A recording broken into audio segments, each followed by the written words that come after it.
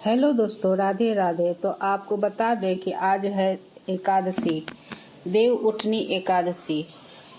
इस साल 12 नवंबर के दिन मंगलवार को देव उठनी एकादशी का व्रत रखा जाएगा। देव उठनी एकादशी का व्रत बिना कथा सुने ये कहे अधूरा माना जाता है, इसलिए इसे जरूर पढ़ना चाहिए।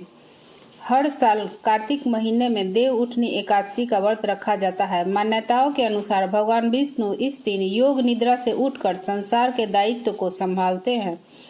12 नवंबर के दिन देव उठनी एकादशी मनाई जाएगी, जैसे कि आज है। देव उठनी एकादशी का व्रत बिना कथा सुने अधूरा माना जाता है, इसलिए इसे जरूर सुनना चाहिए। एक राज्य में सभी लोग देव उठनी एकादशी का व्रत रखते थे। प्रजा तथा नौकर चाकरों से लेकर पशुओं तक को एकादशी के दिन अन्न नहीं दिया जाता था। एक दिन किसी दूसरे राज्य का एक व्यक्ति राजा के पास आकर बोला, महाराज कृपा करके मुझे नौकरी पर रख ले। तब राजा ने उसे सामने एक शर्त रखी कि ठीक है, रख लेते हैं, किंतु रोज तुम्हें खाने को सब कुछ मिलेगा, पर एकादशी को अन्न नहीं मिलेगा। उस व्यक्ति ने उस समय हाँ कर ली, पर एकादशी के दिन जब उसे फलाहार के सामान दिया गया तो वह राजा के सामने जाकर गिड़गिड़ाने लगा, महाराज मुझे इससे पेट नहीं भरेगा, मैं तो भूखा ही मर जाऊंगा, मुझे अन्न दे दो। राजा ने उसे शर्त की बात याद दिलाई, पर वह अन्न छोड़ने को राजी नहीं हुआ। तब राजा ने उसे आटा दाल चावल दिए। वह नित्य की तरह नदी पर पहुंचा और स्नान कर भोजन करने लगा।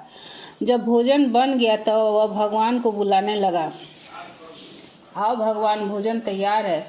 उसके बुलाने पर पीताम्बर धारण किए भगवान चतुर्भुज रूप में आ गए और प्रेम से उसके साथ भोजन करने लगे। भोजन करके भगवान अंतर्धान हो गए और अपने काम पर चला गया। 15 दिन बाद अगली एकादशी को वह राजा कहने लगा कि महाराज मुझे दुगना सम्मान दीजिए। उस दिन मैं भूखा ही रह गया।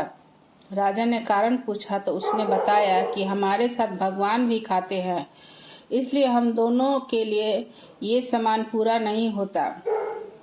यह सुनकर राजा को बड़ा आश्चर्य हुआ। बोला कि मैं नहीं मान सकता कि तुम्हारे भगवान तुम्हारे साथ खाते हैं। मैं तो इतना व्रत रखता हूँ, पूजा करता हूँ, पर भगवान मुझे कभी दर्शन नहीं दिए हैं। राजा की बात सुनकर वह बोला, महाराज यदि विश्वास न हो तो साथ चलकर देख लें। राजा एक पेड़ के पीछे छिपकर बैठ गया। उस व्यक्ति ने भोजन बनाया और भगवान को शाम तक पुकारता रहा, परंतु भगवान नहीं आए। अंत में उसने कहा कि हे भगवान, यदि आप नहीं आए तो मैं नदी में कूदकर प्राण त्याग दूंगा। तब भी भगवान नहीं आए। तब वह प्राण त्यागने के लिए नदी की तरफ आगे बढ़ा। प्राण त्यागने पर उसका दृढ़ इरादा जान शीघ्र ही भगवान ने प्रकट होकर उसे रोक लिया और साथ बैठकर भोजन करने लगे।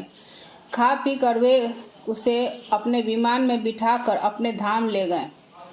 यह देखकर राजा ने सोचा कि व्रत उपवास से तब तक कोई फायदा नहीं होता जब तक मन शुद्ध न हो। इससे राजा को ज्ञान मिला। वह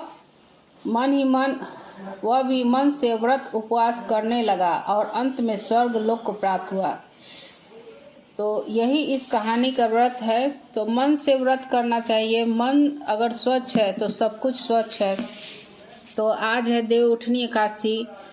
इसी तरह व्रत रख ले और पालन कर ले तो ऐसे नहीं होता है। मन को शुद्धता के साथ व्रत का पालन करना चाहिए।